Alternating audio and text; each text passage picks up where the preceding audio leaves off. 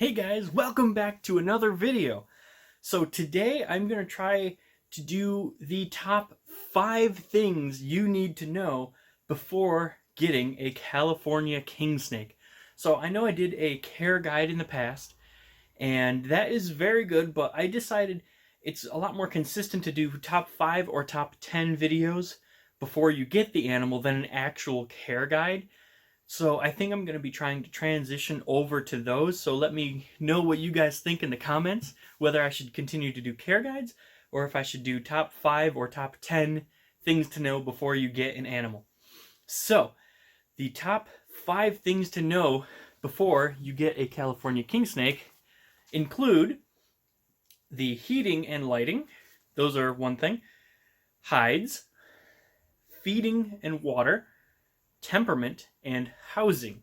So those are the top 5 most important things that I found to be most important before you get your California king snake. So the number 5 thing to know before getting your California king snake, as I mentioned, was heating and lighting.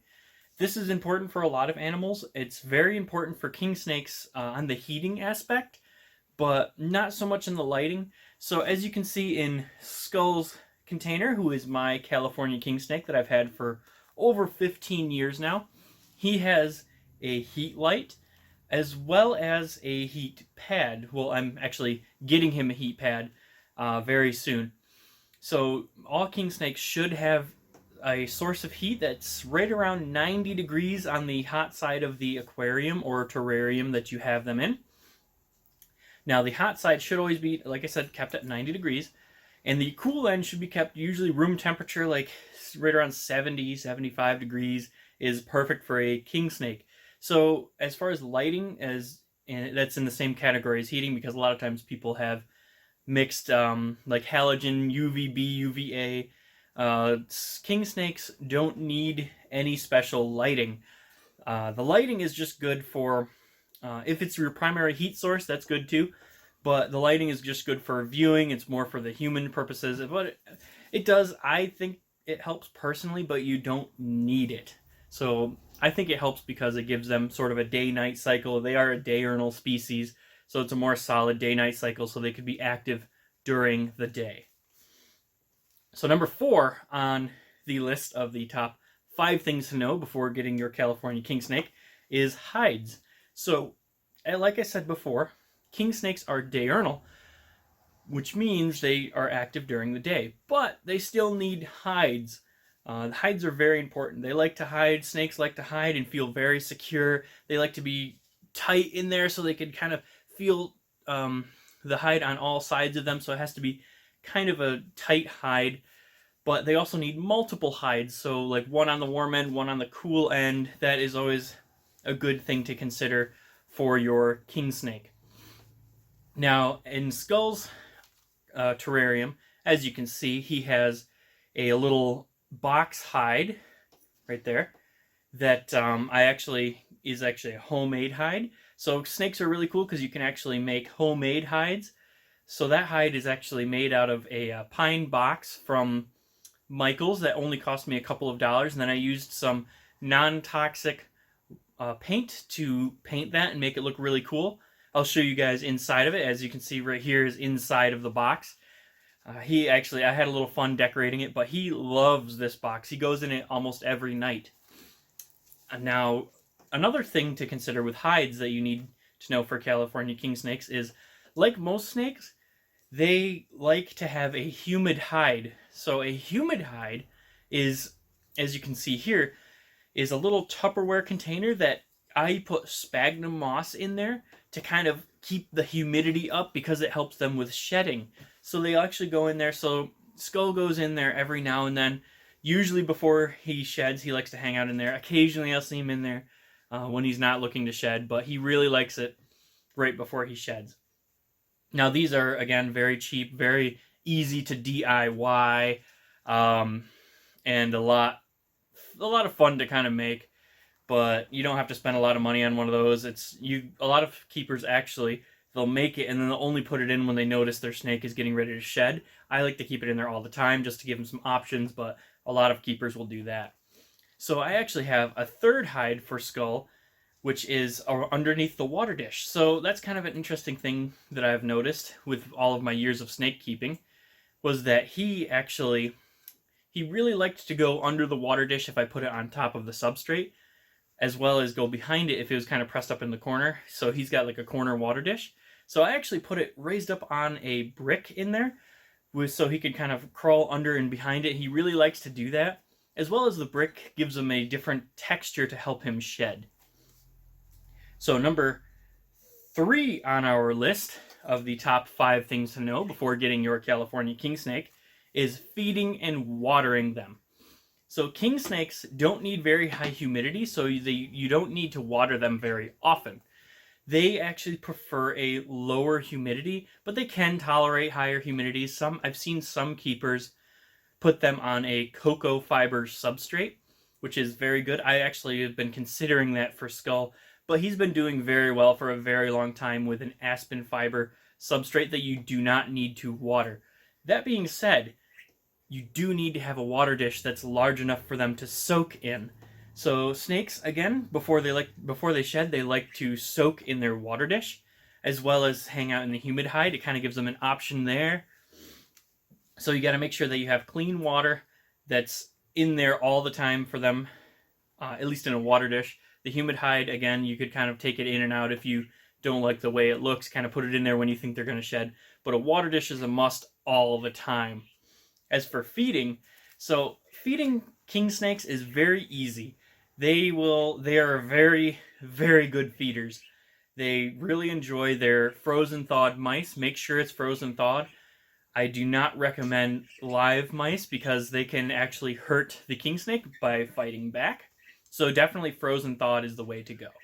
But as you saw in some of my previous videos, I actually fed Skull here some parakeet eggs.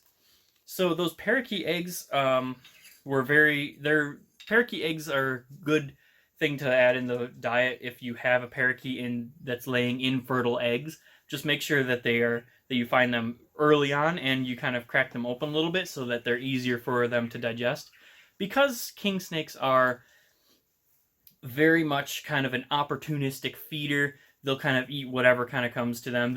I've heard of people actually feeding them other things like just various, like chicken and fish, sometimes just small bits, but definitely the main diet should be mice, frozen thawed mice. So Skull, again, I just kind of supplement them occasionally. I'll feed him a parakeet egg now because I have a parakeet that lays the occasional infertile egg, and as long as I find that egg within a day of it being laid, usually is my kind of rule of thumb, I'll kind of put couple little cracks in it and give it to Skull just as an occasional snack, not as a main diet.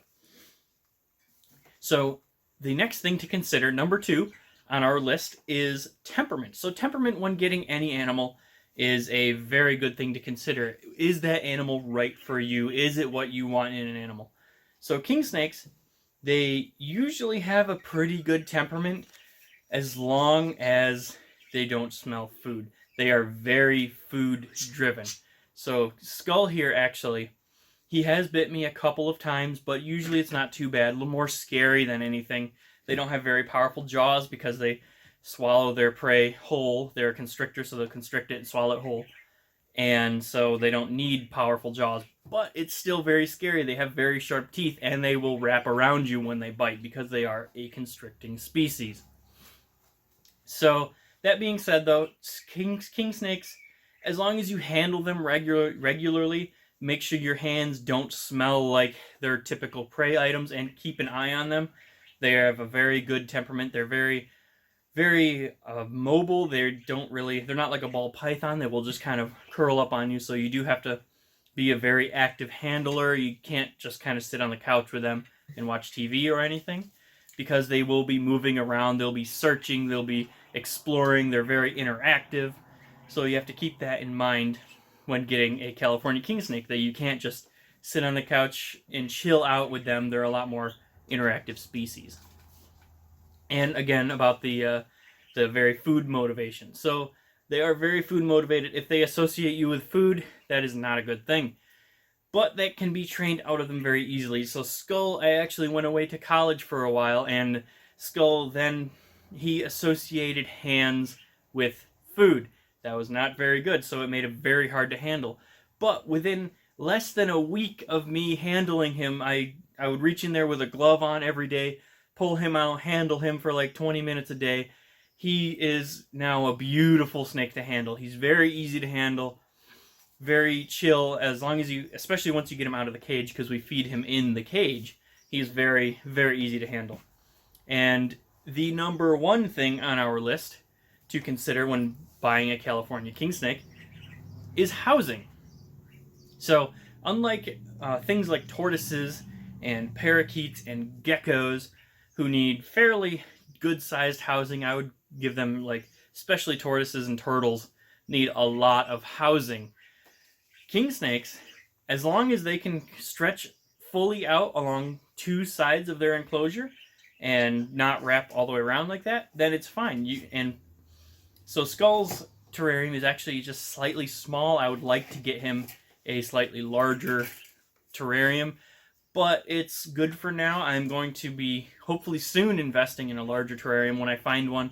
When I get a little bit more financially steady, I could get him a better terrarium. But king snakes can also, you don't need a terrarium for them.